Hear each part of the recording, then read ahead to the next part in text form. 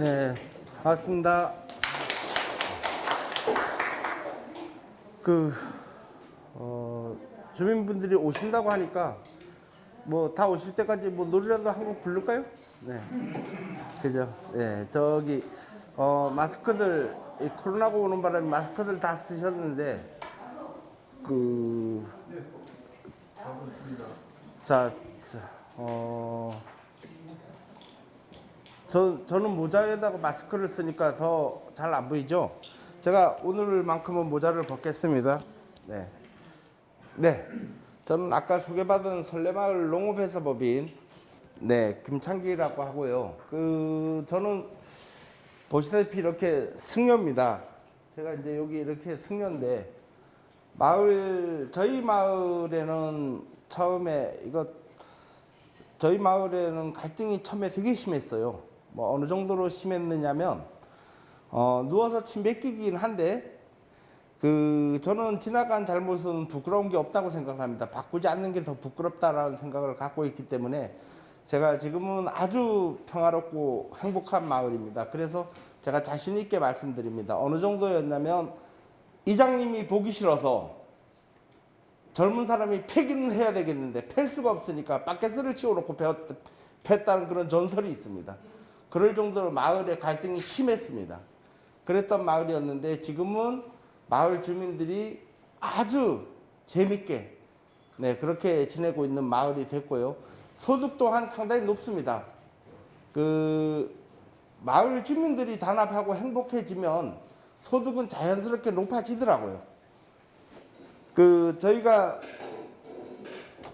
저희 마을이 실질적으로는 처음에 인구가 한 64명 정도 거주를 했었고요. 실질적인 마을, 저는 마스크 좀 벗겠습니다. 예. 죄송합니다. 이게 자꾸 마스크 내려가는 신경 쓰여서요. 저희 마을의 인구가 처음에 2009년도, 2008년도, 2009년도만 해도 한 64가구 정도 됐었고, 실질적으로 외지에서 집만 져놓고 있는 분들도 있었어요. 가구 수는. 그리고 실제로 거주하시는 분들은 한 46명 정도가. 근데 지금은 저희가 상당히 그때 당시에 저희 마을 땅값이 15만 원 정도 갔습니다. 평당. 근데 지금 이제 10년이 지났죠. 10년 후에 저희 마을의 거주 인구는 103명이 됐습니다. 그리고 땅값은 평당 100만 원이 됐습니다. 예, 이거는 제가 서울 외지 사람한테 뒤통수 쳐서 파는 동네뿐이 아니고 강릉 시내에서 저희 동네에 땅을 사가지고 오신 분이 평당 100만 원에 사왔습니다. 그러니까 이거는 공식적인 가격이죠. 근데 문제점은 제가 땅을 내놓고 팔라 하니까 100만 원에 살 사람이 없어요. 그게 문제입니다, 이제. 그리고 또 하나는 이제 파신 분들은 다시 들어오지 못한다는 거죠. 네, 그런 것들이 조금 문제가 있긴 합니다만은 왜 제가 이렇게 처음 시작하자마자 땅값부터 얘기하느냐라고 말씀을 드리면, 마을의 발전과 마을의 행복지수, 마을에 살고 싶고 그런 주민들이 들어오는 그런 부분들을 귀촌하고 이런 부분들은 땅값과 비례합니다. 같이 갑니다, 그게. 왜서 그러냐면 어차피 땅은 한정되어 있는 부분이고요. 사람은 계속 들어오면 땅은 필요성을 갖고 있기 때문에 그게 필요합니다. 그래서 제가 말씀드렸고 부동산 투기나 하려고 말씀드린 건 아니고요. 네, 그리고 제가 이제 원래는 제가 보통 연부를 하면 한 3-4시간 기본 하거든요. 그러다 보니까 이제 강의를 해도 한 3-4시간 하는데 오늘은 빨리 끝내도록 하겠습니다. 초론은 와보니까 되게 추워요.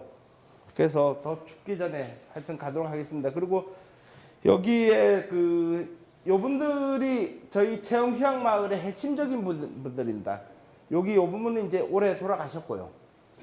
그래서 지금 고령으로 인해서 농촌마을이 상당히 심각한 처지에 있습니다. 그리고 저희 회사입니다. 저희 회사고요. 요거는 브랜드명은 소래올입니다. 소나무를 사랑하는 고을이라는 뜻입니다. 그리고 제가 대표이사를 맡고 있고요. 임직원은 실제로 6명 정도 되는데 지금 현재 여기에서 이제 돌아가신 분들도 있는데 그런 분들은 제가 빼기가 좀 그래서 지금 그냥 놔두고는 있습니다. 임직원으로 사람 숫자는 채워놓고 있습니다. 물론 등기상에는 빠져 있습니다.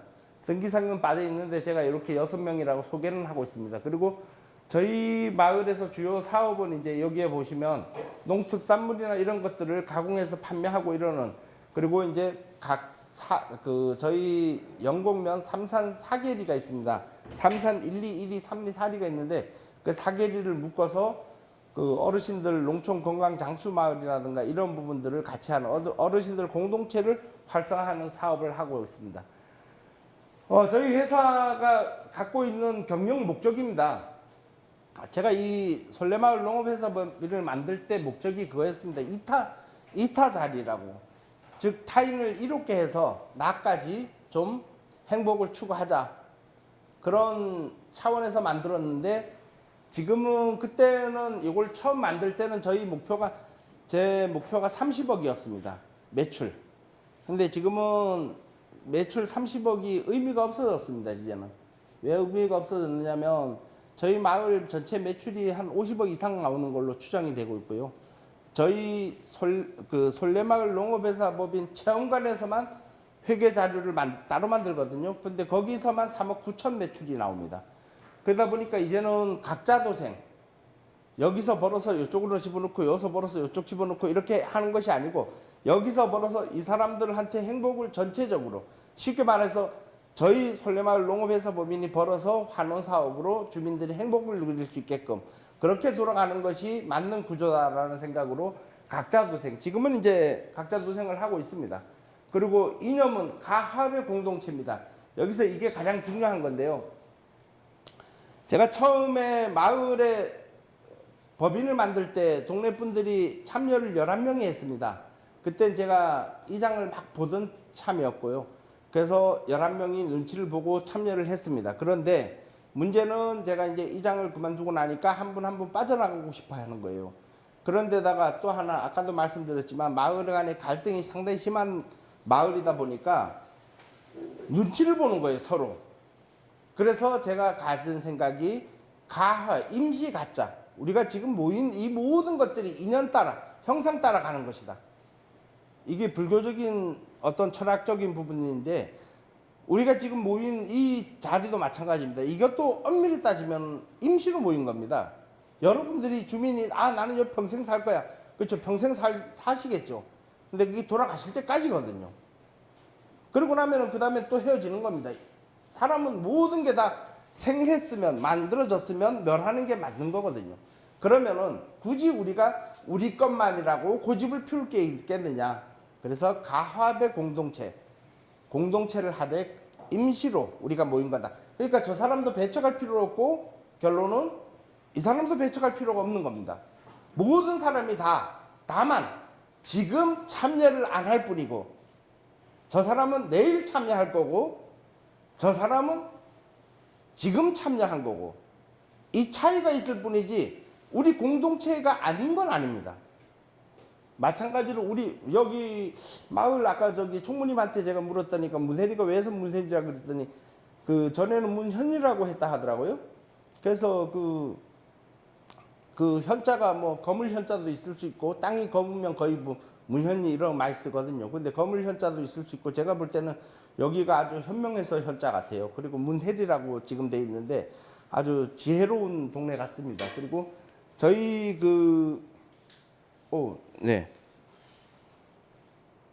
저희 이념 중에 또 하나는 획기적 재분배입니다.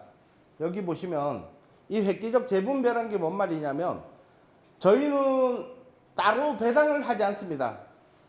그래서 공무원들이나 다른 분들이 오시면 너네 배당도 안 하잖아 라는 말을 해요. 근데 그렇지 않습니다. 왜냐면 제가 하나 예를 들어 드리겠습니다. 그랬더니까 강원도 융복합센터에서 심사 나와가지고 제가 쫓아보낸 적이 있었는데, 배당을 하는 방법은 마을에 돈을 주민들한테 10원도 주지 않고 있다가 연말에 다 모아서 이익이 남는 걸 가지고 배당하는 방법이 하나 있고요.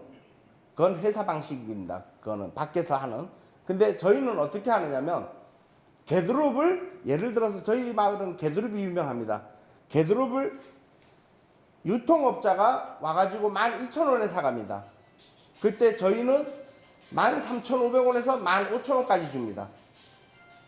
그러면 한 500원에서 2,500원 정도의 차액은 저희가 배당금을 주는 거라고 생각을 합니다. 그렇다고 해서 저희가 파는 걸 뭐 25,000원, 3만원 받는 건 아니거든요. 그분들이 소매 가격이나 거의 저희나 같아요. 그러면 너네 손해 아니냐? 그렇게 하려고 만들어진 회사입니다. 이 회사가. 여기 나왔지 않습니까? 이타자리라고. 바로 그 목적에 맞는 사업을 진행하는 거거든요. 그래서 연말에 돈을 줄 이유가 없습니다. 그러니까 연말 되면 돈 주지 않을까 하고 마을 주민들이 눈치 볼 일도 없고 내가 노력한 만큼 배당을 받아가니까 불평불만이 쌓일 이유가 없죠.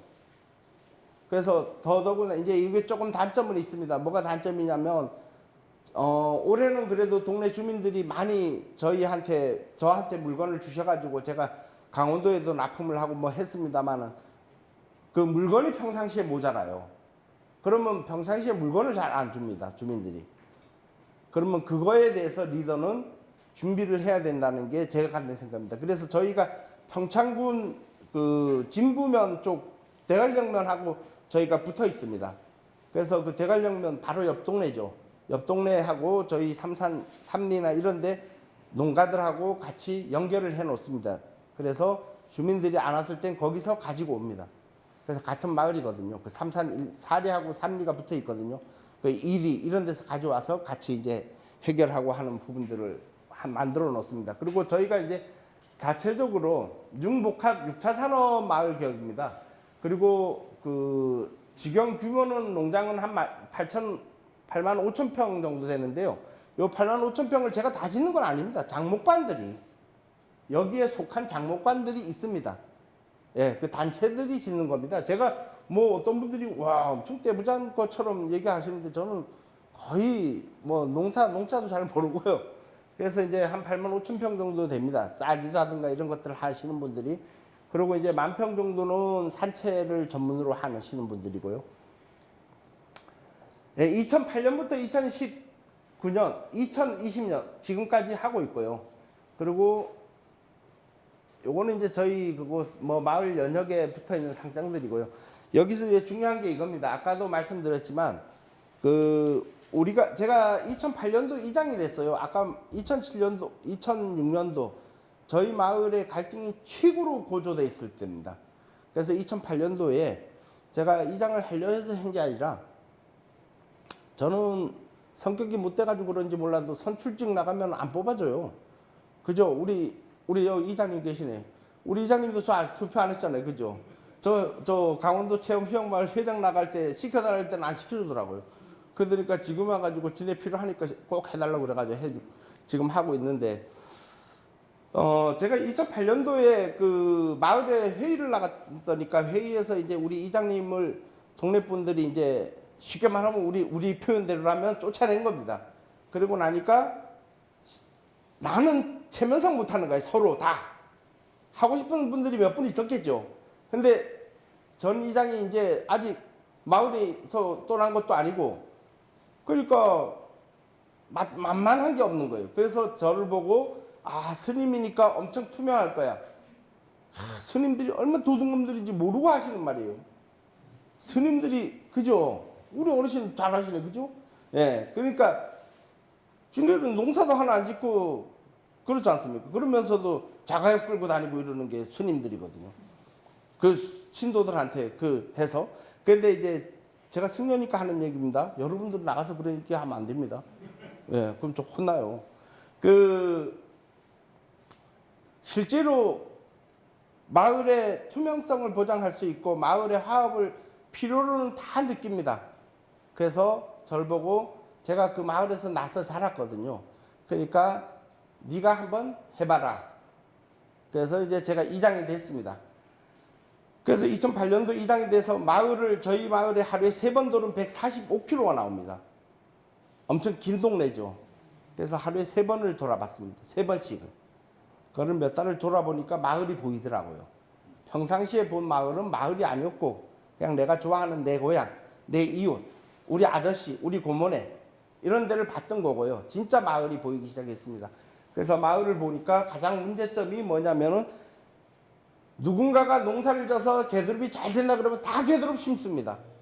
누가 콩 심어서 돈 벌었어 이러면 그 다음엔 다 콩 심어요. 다 말아먹어요. 그래서 체계적인 농업 환경을 구축해야 되겠다. 그래서 저희 마을은 지금까지 사업을 전혀 받아오지 않았습니다. 근데 가장 많이 받은 마을이기도 합니다. 왜냐하면 뭔 사업을 받았느냐면 저희는 산마늘 종구, 개두릅 종구 그런 사업은 엄청 많이 받아왔습니다. 하여튼 농업기술센터에 10년 동안 매달려 있었으니까요. 올해만 안 갔습니다. 올해만. 올해부터. 그전에는 하여튼 뭐 조그마한 풀씨라도 하여튼 받아올 수 있으면 받아왔습니다. 마을에 뿌리는 건 다. 그래서 마을에 농업 환경을 구축을 했습니다.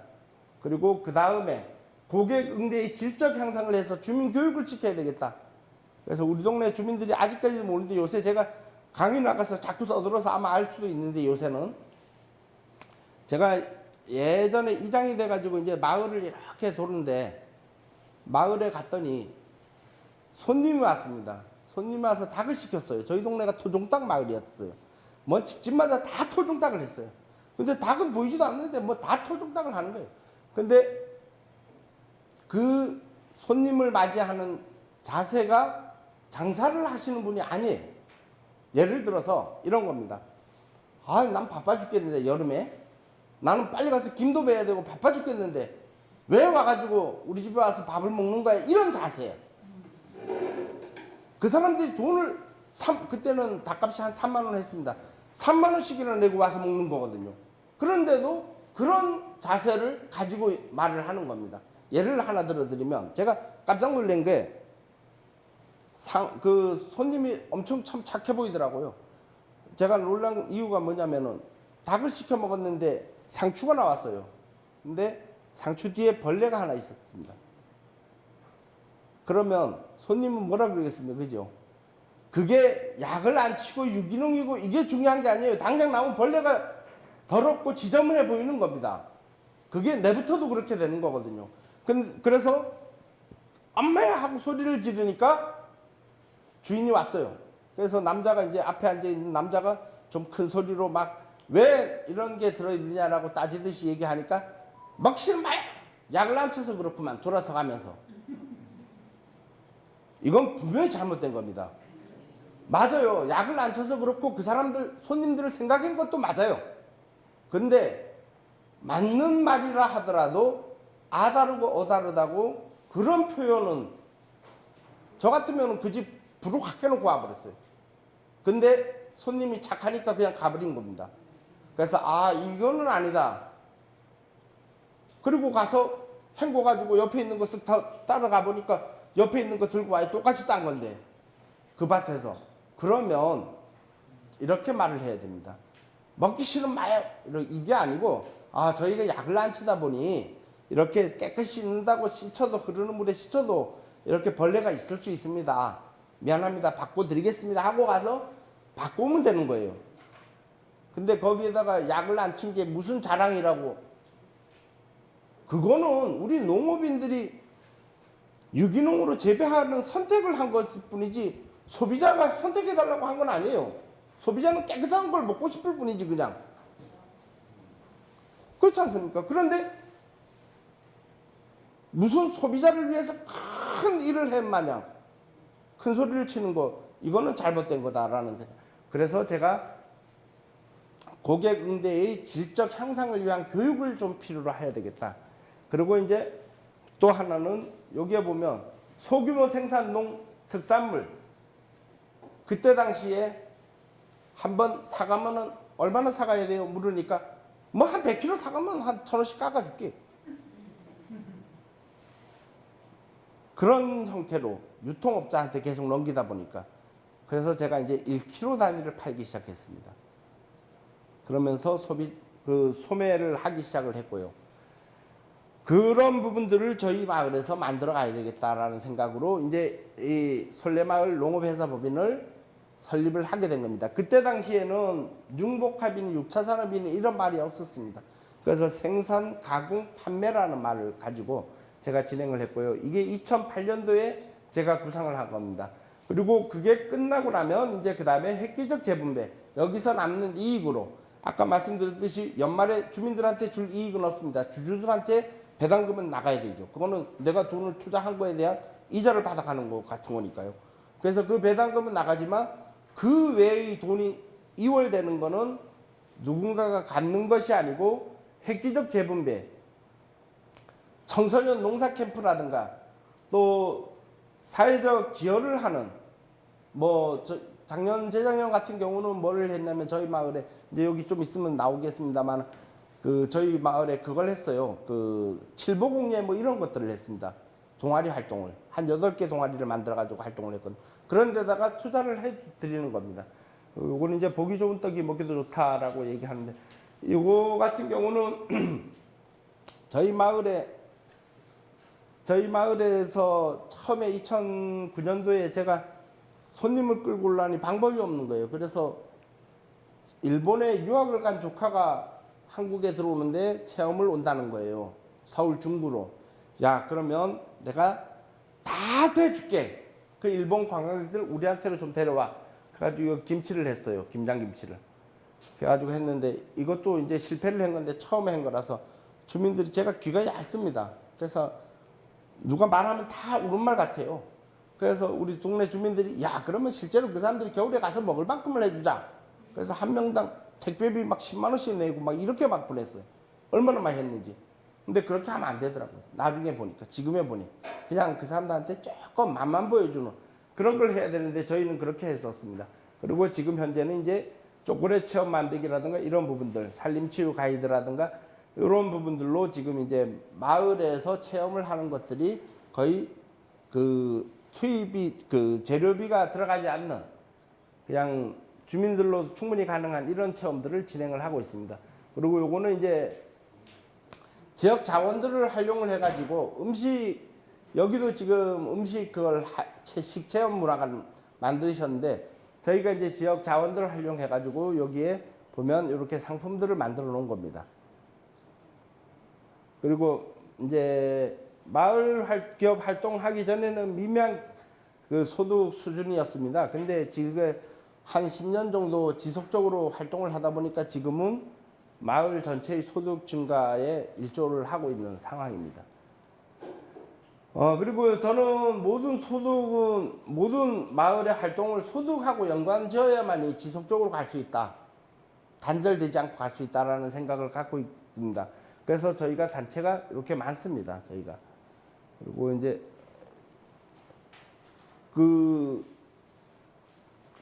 우리가 지금 하는 것들이 무슨 얼마를 27억을 올리고 35억을 올리고 30억 가까운 매출을 올리고 이런 것들이 중요한 게 아니고요. 그거를 지속하기 위해서는 계속 끊임없이 노력을 할 필요가 있습니다. 아까 우리 이장님께서도 이제 보니까 여기에 마을에 상당히 많이 해 놓으셨더라고요. 잘 해 놓으셨고. 그리고 또 저도 미처 생각지 못했던 게스트하우스 같은 경우 스마트룸은 아주 기가 막힌 획기적인 발상이었습니다. 요즘은 젊은 사람들이 와서 그런 걸 원하거든요. 근데 실제로 그런 공간들이 없어요. 제가 지금 198개 마을 중에 한 90개 마을을 다녔거든요. 90개 마을을 다녔는데 게스트하우스든 펜션이든 저렇게 스마트하게 만들어 놓은 마을이 없습니다. 그래서 여러분들은 아주 좋은 동네, 훌륭한 동네에 계신다. 그리고 엄청 부럽더라고요. 그래서 그 알라딘을 훔쳐가려고 그랬더니 그게 또 기계가 또 같이 연동되어 쓴다 하더라고요. 그래서 제가 포기하고 하여튼 여러분한테 놔두고 갈 테니까 잘 쓰세요. 예. 그래서 부럽습니다. 그게는.